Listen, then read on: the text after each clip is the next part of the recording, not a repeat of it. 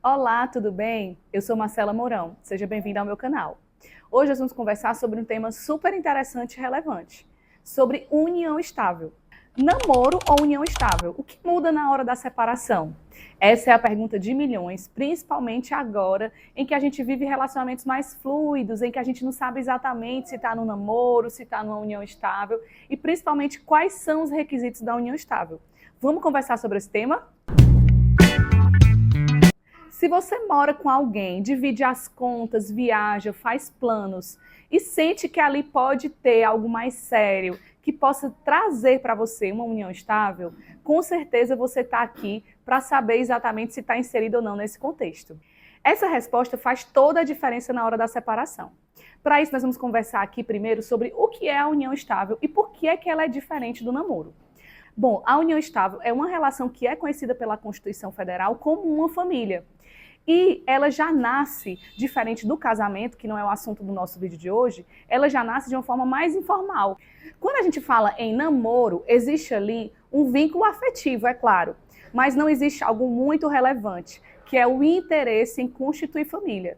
Ou seja, quando você está vivendo um namoro, você e aquela pessoa estão ali se relacionando, mas fica muito claro para vocês que é só realmente, como a própria palavra diz, um namoro sem muito compromisso. Dentro daquele relacionamento, vocês nunca falaram, por exemplo, na vontade de ter filhos ou de comprar um bem juntos. Então, aquilo ali você sabe que não passa de algo mais superficial. Mesmo que haja um decurso de tempo, um namoro de 8, 10 anos, isso não significa que necessariamente há uma união estável. Mas a união estável já é diferente. Quais são os requisitos da união estável? É preciso que essa união estável seja pública, contínua e duradoura, com o interesse de constituir família. E é isso que a diferencia de um namoro, que é o nosso vídeo de hoje. No namoro não há esse interesse em constituir família, mas aqui na união estável sim. Então ela deve ser pública, todo mundo deve saber, contínua, deve ter ali um período de tempo que você está com aquela pessoa e de forma duradoura. E o requisito principal, pelo menos ao meu ver, é o interesse em constituir família. Você deve estar ali conversando com aquela pessoa sobre a vontade de ter filhos, sobre a vontade de ter seus pets, ou seja, de dividir de fato a vida a dois. E como os tribunais analisam esses requisitos do 1723 do Código Civil? Eles vão verificar por meio de fotos que você junta no processo, por meio de conversas de WhatsApp, e aí existem diversas provas que podem ser levadas, por isso que é tão importante que o advogado esteja ali buscando trazer um cotejo probatório que seja relevante e suficiente para demonstrar todos esses requisitos.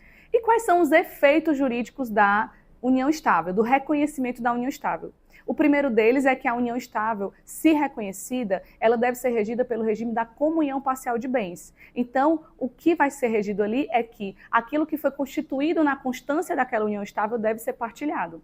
E aqui a gente pensa em bens móveis, bens imóveis, algumas economias que foram feitas, tudo isso deve ser partilhado. Em relação à pensão e herança, se a gente fala aqui em possível pensão em relação ao INSS, sim, vai surgir essa possibilidade de que haja pensionamento dentro do contexto da Previdência. Inclusive, esse companheiro pode ter direito também a uma eventual pensão alimentícia. E além disso, existe também o fato de que você evita eventuais decisões surpresas e você se prepara dentro daquele contexto para a sua união estável. Vou fazer só um recorte aqui para encerrar nosso vídeo. Caso você não queira passar por tudo isso, por uma ação de reconhecimento de união estável, que pode ser objeto de outro vídeo, você pode e deve ir ao cartório fazer a escritura de reconhecimento de união estável, que é simples, é barata e vale a pena para te dar segurança jurídica. E aí você conseguiu entender o que é a união estável e qual a diferença de um namoro? Você já sabe se está no namoro ou se está numa união estável, afinal? Comenta aqui embaixo para eu saber sua opinião e quais as dúvidas que ficaram. Me diz também o que você queria saber, que você quer aprender, para que eu traga mais conteúdo para você. E se você conhece alguém que esteja nessa situação, compartilhe aí para o seu amigo ou amiga entender se está numa união estável ou não, para buscar a segurança jurídica dentro da sua relação. Até a próxima. Tchau, tchau.